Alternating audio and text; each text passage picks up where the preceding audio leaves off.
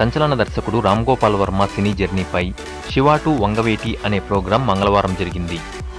హైదరాబాద్లో జరిగిన ఈ కార్యక్రమానికి పలువురు సినీ ప్రముఖులు హాజరై వర్మతో తమకున్న అనుబంధాన్ని గురించి మాట్లాడారు. ఈ కార్యక్రమానికి హాజరు కాలేకపోయిన సింగర్ గీతామాధురి వర్మ గురించి మాట్లాడింది.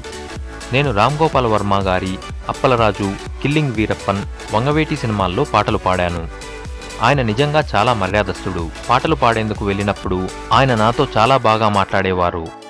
తన ఒపీనియన్ను ఫ్రాంక్గా చెప్పినప్పటికీ అవతలి వారికి తగు మర్యాదనిస్తారు. అలాగే వర్క్ విషయంలో ఆయనకు చాలా క్లారిటీ ఉంటుంది. ఎదుటివారి నుంచి ఏం ఆశిస్తున్నారో క్లియర్గా చెబుతారు. ఆయనతో మరిన్ని సినిమాల కోసం పని చేయాలని కోరుకుంటున్నానని చెప్పింది గీత. సోషల్ మీడియాలో వర్మ చేసే సంచలన కామెంట్లు, పోస్టులు చూసి విసిగిపోయిన నెటిజన్లు వర్మ గురించి గీతామాధురి చెప్పింది విని ఆశ్చర్యపోతున్నారు. వర్మ బయటకు మాత్రం గంభీరంగా కనిపించి వ్యక్తిగతంగా చాలా మర్యాదస్తుడిలా ఉంటారా అని అనుకుంటున్నారు.